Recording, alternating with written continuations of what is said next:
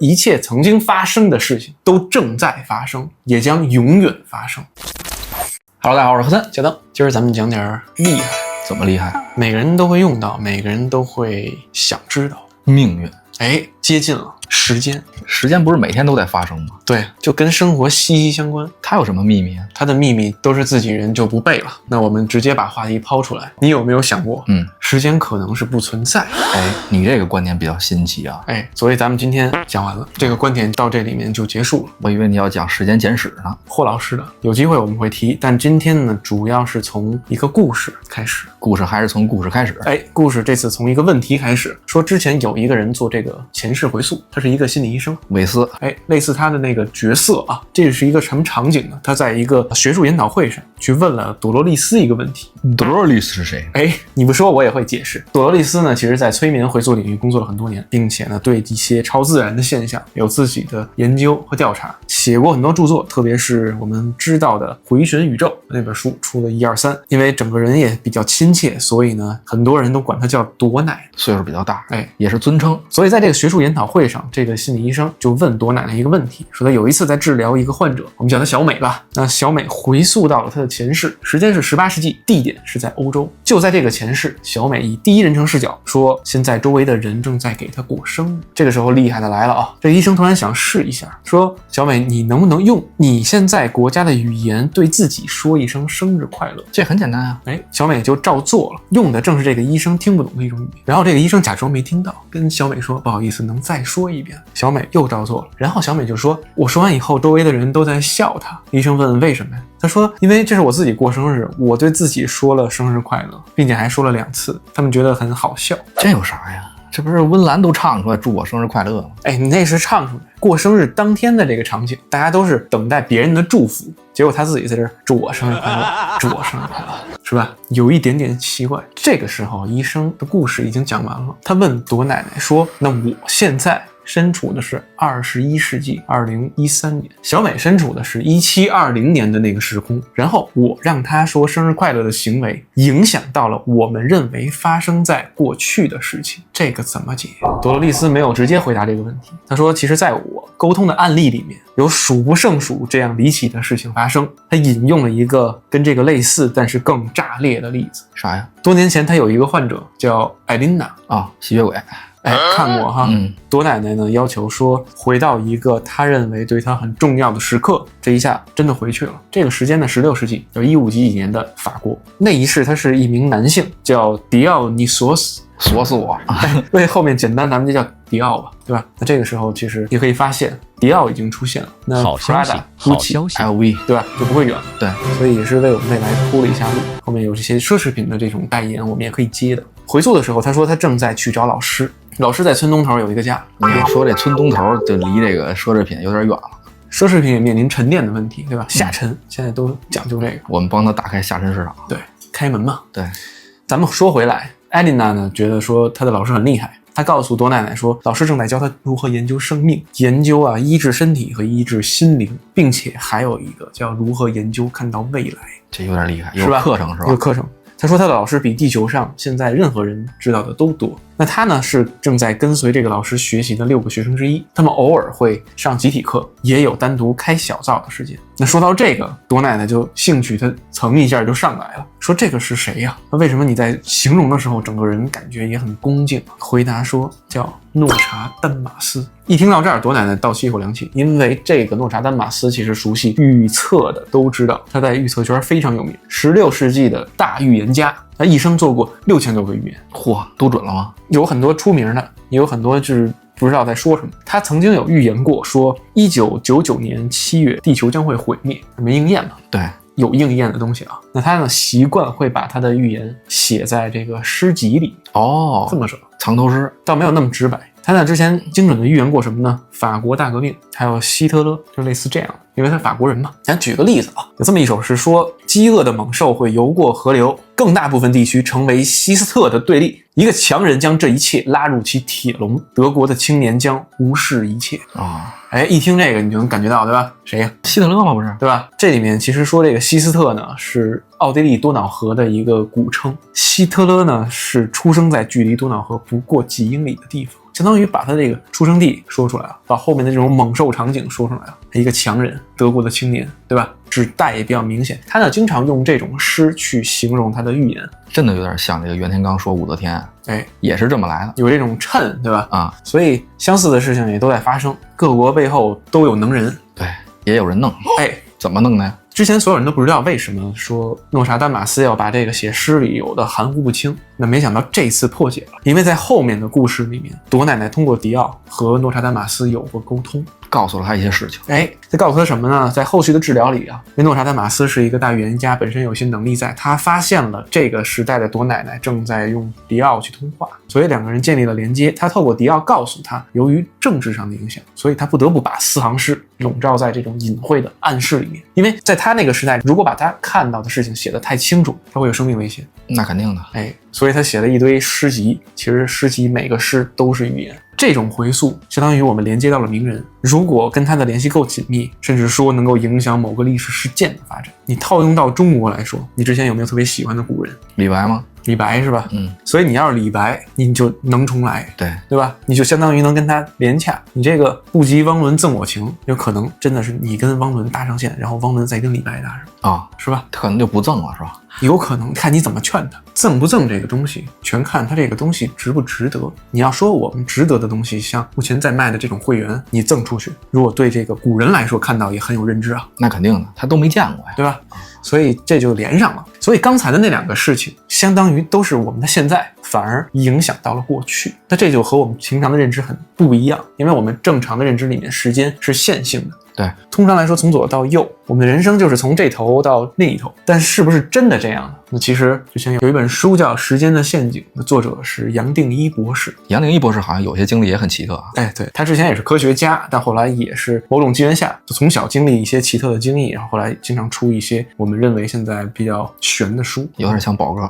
那他在这本书里提到过啊，人类呢对时间的知觉并不是直接的，它不像钟表一样可以把时间切得非常准确客观。我们事实上是通过神经的作用体会到什么是时间，特别是过去啊，我们通常是用记忆连接到了过去。你现在说的过去其实就在你的记忆里面。我们通常把时间分为过去、现在、将来。现在和未来一旦我们度过了，最终会变到过去。过去完全是透过记忆储存下来的，然后储存、读取、调出来，这是人类的特性。这点来说，人类和其他动物还不太一样。你看金鱼的记忆之前说是7秒是吧？对，所以人类超过了这个7秒，所以记性很好，并且在这个基础上还产生了联想。那早期的人类呢，其实几十万年前也懂得观察，说这个太阳会升起降落，然后月亮也会起来，星星会出现。不光如此呢，他们还会发现草在一个特定时间会冒出芽，时间就变热了，树叶开始掉下来下雪，周遭的一切都会重复，只是周期会有长短。那这么一来呢，天、月、季度、年的概念就出现了，人类自然就会把这个个体体验的变化和环境的周期联系到一起。对，你这个不是24节气的由来吗？对，类似是这样啊。那从中找到一些规律和意义，所以时间对我们来说更像是一种感知，并且每个人的感知有时候快也有时候慢，并且他在那本书里还提到了，我们形容时间就像一个箭头一样，从过去直到未来，但他的理解说这个箭头未必不能回头。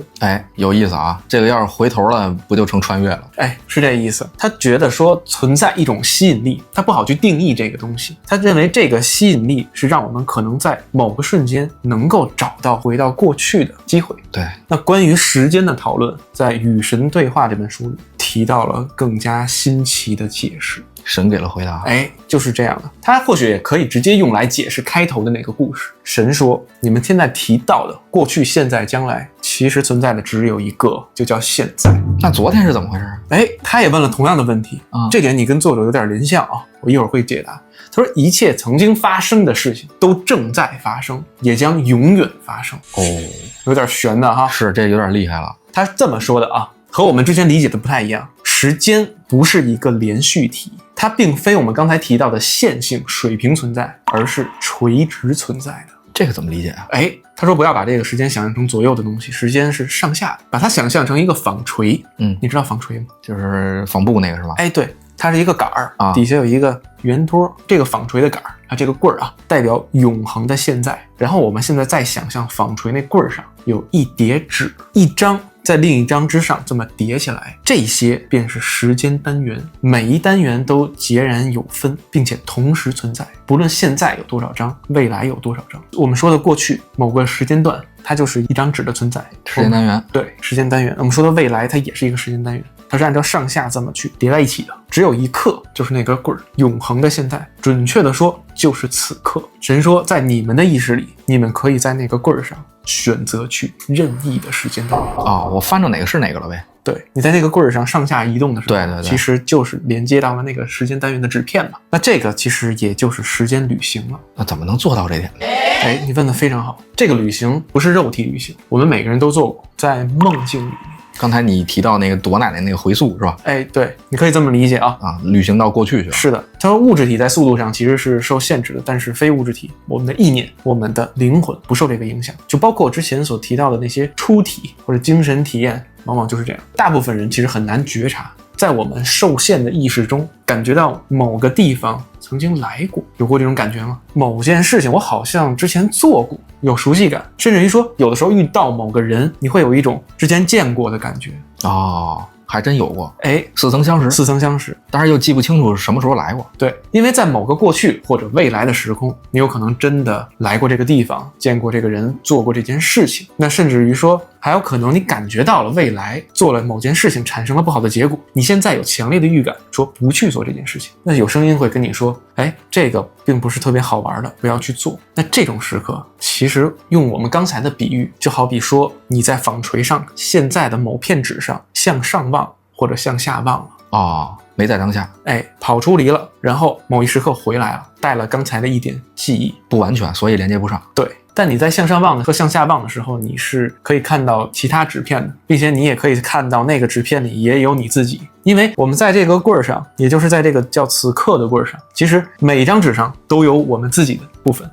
这同时也意味着说，我们存在于所有的时刻，因为每个纸片毕竟都是你有经历过的。对，没错。所以你存在所有时刻，处处都在，时时都在，并且未来有个你，过去也有个你。这就和我们之前的那个串联起来。我们之前提到了一个例子，叫木内鹤彦。有一次他的濒死体验下穿越了，回到了他童年6到7岁的那个时间点，并且他在那个时间点对着小时候的自己说当心，对吧？提醒了童年的自己有大石头掉下来，也就是上面说的那一时刻，他正是在往棍儿的下面纸片去望，结果望到了过去。这还不是简单的遗忘，还包括改变了某些事情。那等于就是每个时间单元里面的事情都是正在发生的事情。是的，我过去了等于会影响那个时间单元的结果。对，可以这么说，你改变了它。这个我们一会儿也会讲到，并且《与神对话》这本书呢，其实大家知道是一本对话录，一问一答这种形式。所以神在说完这个以后，作者沃什问了一个经典的问题，和你刚才的类似，就是从棍儿上往上看或者往下看，上面是未来，下面是过去，都发生了，那岂不是命运已经都定好了？对啊，神是这么回答的。他说：狭隘了，朋友，记住，你永远都是处于可以选择的地位。或是问他，那就是可以改变未来了。是啊，按照他这个理论确实是。神说，首先呢，我们需要知道一个叫做发生的概念。一件事情发生，前提是你在一个时刻经历到了这件事情。那你看到的未来，实际上只是你看到，你并没有经历它。那些你看到的未来没有经历，对你现在来说，它并没有发生。所以他说，我们说的发生前提就是在这个时刻经历它。那你刚才看到的未来某个纸片，它并没有经历，所以事实上你并没有意识觉察到那件事情已经发生了。你不知道它已发生，你不记得你的未来，也正因为你不记得，它对你来说就是没发生。没错，这么理解确实是。是这个理啊。对，理儿是这么个理儿。对，神说你或许在梦境或者是别人的帮助下，赐予了对未来的短短一瞥，你可能通过这种通灵的方式或者是算命的方式看到了一点。那如果是梦境里面呢，这就比较好理解，那是我们的精神体，就是非物质的那部分，以非常快的速度前往了这个纺锤的某个纸片，带回了那一刻或者那一个事件中的影像或者印象。这个时候很关键啊，如果你不喜欢你对未来的感觉，那就站开，跑到一旁就好了。这个站开就是不做选择，在你站开那一刻，其实你就改变了你的经验，并且这个纺锤上的每一个纸片上的你都会松一口气。因为我没做出选择。对，那之所以说每一个你，其实就是因为同时在棍儿上每一个单元你都有嘛。那就是说你的灵魂过去在，现在在，未来也在。所以当现在存在的你改变了你未来所不喜欢的某件事儿，那存在于未来的你同样一起会改变，不会再经历了。这也是解释了说木内鹤彦后来在濒死状态，他也去到了未来，他看到了2个不确定的未来。一个是战乱的一个状态，对，另一个是他看着一堆孩子还要讲课的一个状态。事实上这两个也是比较有代表性的。理论上呢，其实我们拥有无数的未来。对，因为这可能性不是无数的嘛。你这个时候去理解上面这段话，你套用我们现在经常提到的，它有点像修行人的命算不准。是这么说的，有点类似，又或者说是通过吸引力法则改变了某些事情。他们都是说避开我不想要的东西，或者说我专注于去拿我想要的，所以你的未来发生了改变。对，因为你吸引过来的都是你挑过的。那紧接着沃尔什又问了另一个问题，那如果是这样的话，前世今生怎么解释？因为我在过去和未来都是我自己，那怎么可能前生是另外一个人？对啊，这个时候神给了他一个更震惊的回答。神说，即使在此刻，你们也同时过着那称之为前世的生活啊！我现在既是现世也是前世。对，你可以这么理解。他说只不过是你们把他们当作你们的过去来经历，是因为视角受限，因为你不能以一个上帝视角去看全盘的你，不然我们叫做生命的体验游戏就不好玩了。当你以全局视角观察的时候，你就不再是一个游戏者，而是一个观察者。对，所以游戏对你来说也结束了。那事实是什么呢？这里全盘的你实际上说的是有无数个你能够在同时有不同的经历，你可以一再的以不同的方式过相同的生活，你也可以在这个一个棍儿上以不同的时间过不同的生活。也就我们所谓的说前世今生，它有可能是同一个灵魂的不同版本，并且它同时在发生着。直白点说，就是我们现在是 N 多可能性当中的其中一个选项。对，这个就相当于有无数个平行时空嘛。对，不只是针对你自己个体的过去和未来，它还针对了你可能作为前世某个身份的过去和未来，同时都在发生着。可能那个纺锤上边的那个我在回溯的时候看到今生的他是正在经历我现在经历的事情。对，就是这样的。神说这种叫做完整的体验，你是用你全部的生命去经历，去做你自己，去选择和创造你真正是谁，去经历和实现你当前的自己的想法。因此在此时此刻你是你，曾在别的时间别的地方是别的自己。越来越深了，这个是吧？总是用这个哲学的思维看这个问题哈。有点，其实就是说有无数个我们，那可能是灵魂层面上以不同的载体同时生活着，同时做着体验，也同时有可能去决定自己体验的那个人生。那最终把这些体验在结束以后回到那个来源地。那等于这一趴说的其实跟之前咱们聊观音的时候说的对上了。观音怎么说的？观音说这个我们每个人体内都有他的碎片嘛，神的碎片，然后由神自身来说，他又把每个碎片分裂到不同的地方去，最后又回归到他的那本源去。对，等于他都体验过了。对，是这个意思。所以我们现在可以知道，我们的这一世是我们灵魂的一部分选择以目前的身份来认识自己，它只是其中的一小段。之前我看到过一个比喻很好，钻石我们都知道，钻石有很多很多面，那我们可能就是这个钻石里面其中的一面。然后我们把它认为是一个非常重要并且无法替代的人生，那其实同时这个钻石的每个面都在的，也就代表着我们不同的人生都在发生着。而且一颗永流传呢。最终回一颗。所以说你说设计这个广告的 slogan， 他是不是有可能知道点啥？他流传，他是往这一世传，他想让每一世的人都埋一颗，世世流传，成传家宝了。对，所以神说大家认为的这一世真的只是大家自己认为，但是这绝不是生命的界限。他说在你们的线性时间里，你想象你们只有一次生命，或者你有多次生命，或者在某个时间只有一个，这想法限制了你们。假如没有时间的概念，那么同时就可以拥有无限的生命。假如没有时间的话，那么我们就同时拥有所有的生命，也就是同时存在于不同的平行时空。那说到这里面，其实我们正在做的这件事，正在讲的，在平行时空里真的有无数个我们，就可以打个招呼。对，真的是这样。那要按照神的这种说法呀，我们也不存在什么选错的情况。对，其实没有对错，因为所有的都在发生着，都是一种体验。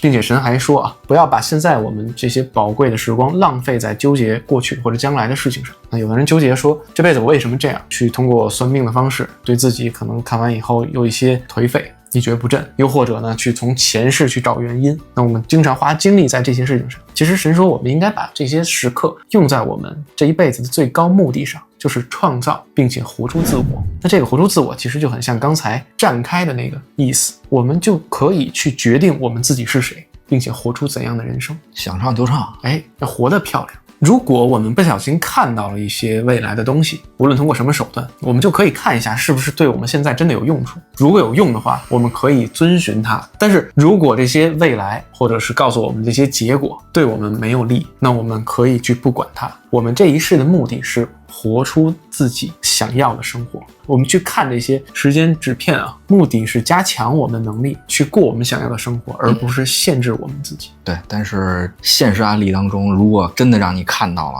会对你现实有一定的影响，就是一种心理暗示。对，就当你看到了以后，你就会往这个方面去靠，并且你还会说这个真的准，这个就可能需要一些修行了。与神对话其实有一段是说的比较好的，我们也和大家分享一下。他说，如果有一条路让你知道如何在此时此地有更乐观更开心的方式去创造、去展示、去表达和经历你的神圣，那你就去遵循它。他跟作者说，这本书的书写其实正是你所请求的，而我应了你的请求。如果你不是一个准备去认知的灵魂，你没有一颗开放的心，那也不可能在此时此刻你能够看到你眼前的这本书。同样，换作我们的视频，如果看到此视频的大家更要相信自己，我们过去、现在、将来永远有能力决定自己是谁，并且去过我们想要的人生。存在我世界里，请不要离开我的